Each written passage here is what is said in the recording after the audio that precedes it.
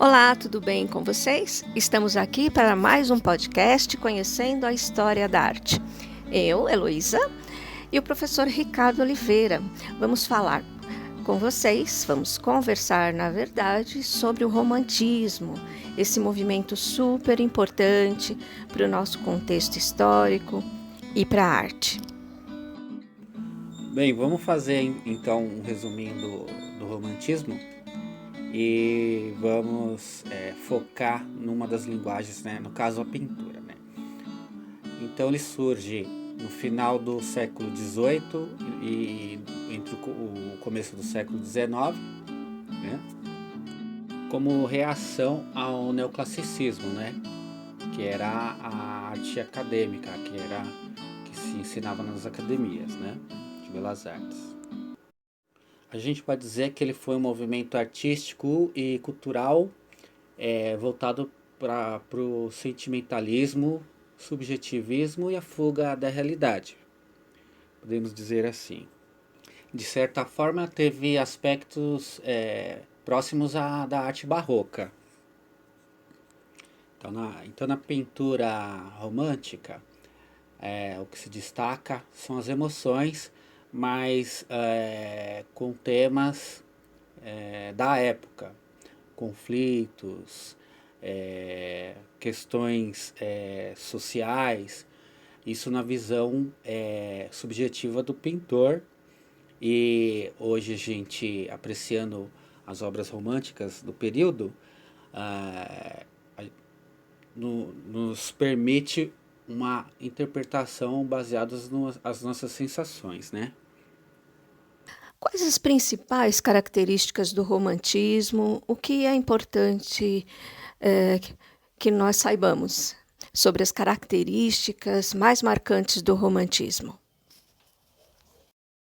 Então, as principais características do romantismo é o subjetivismo, né? E a questão da temática com as emoções, né? E sentimentos, né? Professor Ricardo, o que assim muitas pessoas me perguntam é como surgiu o romantismo? Porque às vezes a gente pensa que o romantismo está aí desde sempre, né? Mas não, ele foi um movimento que teve assim uma data marcante para início. Como surgiu o romantismo?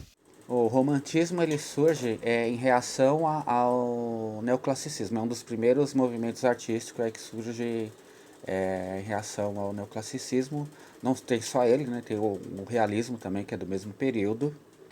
Uma outra abordagem do romantismo a gente encontra no início do terceiro capítulo do livro A Necessidade da Arte, de Ernest Fischer, que diz que o romantismo foi um movimento de protesto, né, apaixonado e contraditório contra o mundo burguês capitalista, contra o mundo das ilusões perdidas. Ele cita que só com o manifesto comunista foi possível reconhecer a natureza e a origem dessas contradições e compreender a dialética do desenvolvimento social. A gente precisa lembrar que o que estava acontecendo no período. Esse foi o momento da Revolução Francesa, né, e a Revolução Industrial, com o início da classe burguesa. Uma outra frase que ilustra bem, né, esse sentido, né, dos românticos contra o neoclássico é a seguinte: ó, para os rebeldes românticos não havia temas privilegiados, tudo podia ser assunto para a arte. O que quis dizer com essa frase? É que no neoclássico ele era aquela coisa fechada, né, dos temas, os temas clássicos, mitologia e a nobreza. E o romantismo ele vem, ele afirma, né, que tudo pode ser assunto para a arte. Então tem essa liberdade, né, da temática. Então, Heloísa, aqui a gente está fazendo essa conversa aqui, né? é, por conta do mês de junho, né? Que a gente diz que é o mês dos namorados, então a gente achou apropriado relacionar aí com a temática do amor, né? Por isso que a gente escolheu o romantismo aí para fazer essa conversa. Mas em relação à filosofia, o que você pode falar para a gente assim, como é que foi a abordagem, o desenvolvimento, né, do tema do amor, né, na filosofia até os dias de hoje, aí, como o conceito foi mudando, quais são as formas de amor aí dentro da filosofia? Então, bom, pode parecer um pouco estranho, né, nós pensarmos a filosofia para falarmos sobre o amor, né? Porque filosofia é razão, né? E o amor a gente sabe, né? O amor é um sentimento, envolve emoções. O amor foi, assim, muito estudado pela psicanálise, por Freud, mas a filosofia também deu as suas contribuições, né, ao tema do amor. Falando sobre os tipos de amor, né, na filosofia, vamos falar da antiga filosofia grega, né, dos clássicos, né. Temos o amor filia, o amor ágape e o amor eros.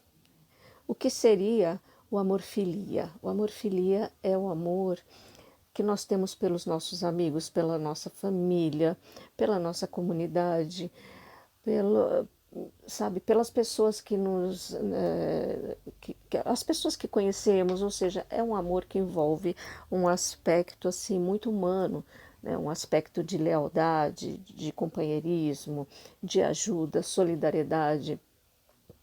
Esse é um amor muito, assim, vamos dizer, ele é bem humano mesmo, né? Faz parte da humanidade, da nossa humanidade. E temos também o amor ágape. O amor ágape é o amor universal, ou seja, o amor altruísta.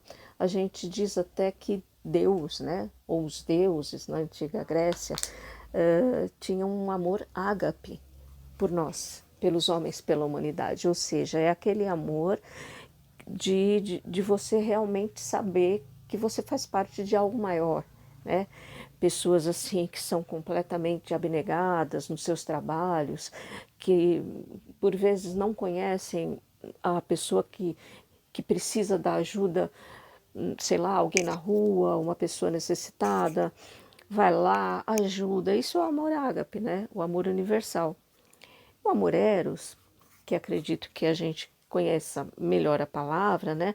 É aquele amor erótico, sensual, não somente envolvendo a parte física, né? A parte carnal. Envolve, mas o amor eros tem muito a ver com a sensualidade, com a beleza, com os prazeres, prazeres sensuais, aquilo que envolve as sensações, tá? Então, a filosofia, ela estuda também, né, o amor, né, nas suas diversas formas e etc, né? É um objeto de estudo, né? Agora, no desenvolver, né, da história, etc., a gente tem muito a conversar sobre isso. É algo que um assunto que não se esgota, né? E a filosofia também tem muito a contribuir com isso, não só, como eu disse anteriormente, com o tema do amor, como a psicanálise e os estudos também da biologia humana, etc. Então, será que é possível a gente tentar associar a produção artística na pintura romântica, pegar um ou dois exemplos e tentar identificar algum desses conceitos dentro da temática na pintura romântica, como por exemplo, a gente pode pegar aquela pintura famosa que representa a Revolução Francesa, do Delacroix, né? Onde aparece, né, no meio do tumulto entre corpos e agitação, pessoas armadas, tal. No centro aparece uma mulher com um busto, né, à mostra, segurando a arma numa mão e na outra levantando a bandeira da França, né, onde representa, né, a liberdade, a igualdade e a fraternidade. Será que a gente consegue fazer uma associação aí dentro do amor da filosofia? Identificando a obra, o nome é A Liberdade Guiando o Povo de 1830. Então, pensando filosoficamente, nós podemos identificar 3 tipos de amor, né, segundo a filosofia grega, nessa pintura. Por quê? Vamos pensar assim, a filia é aquele amor por uma causa, o amor aos amigos, a lealdade. E essa pintura expressa isso, né? Uma mulher, uma deusa, no meio da batalha, ajudando, né, os soldados, etc. Então, veja, tem um forte componente ali, né? De você estar junto, né? Com as pessoas para ajudar, né? Então, tem aquela coisa mesmo da amizade que é forte. O amor ágape, que é o amor universal, é aquele amor que se estende para o bem da humanidade, né? Então a gente pode pensar que essa pintura dessa batalha está querendo dizer o quê? Que os combatentes estão certos, né? Esses que estão lá, né? Querendo libertar a França, não é? Da opressão, etc. E a gente também pode fazer uma relação com o amor ágape, que é aquele, sabe, o amor pela causa nobre, né, pela justiça. E o amor eros, né, como é que se enquadra nessa pintura?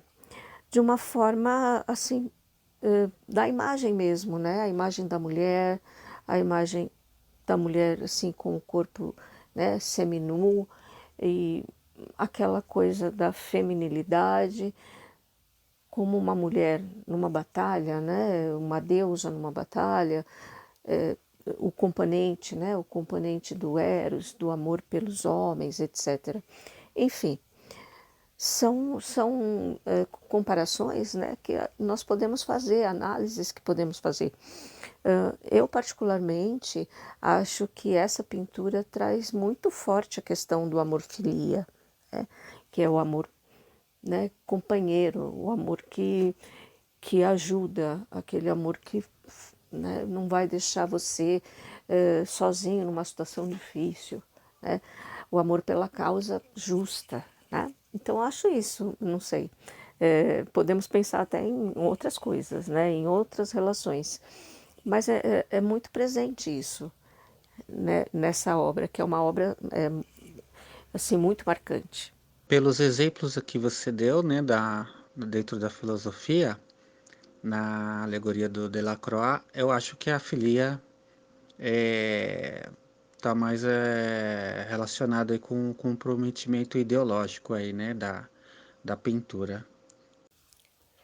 Legal, professor Ricardo, gostei bastante dessa nossa conversa sobre o romantismo na arte. Foi bastante interessante, gostei muito mesmo. E vamos continuar, né? Vamos continuar com esses nossos papos. Vamos ver os próximos tópicos, que eu tenho certeza que vão ser tão interessantes como o romantismo ou até mais. Obrigada, até a próxima. Obrigado e tchau.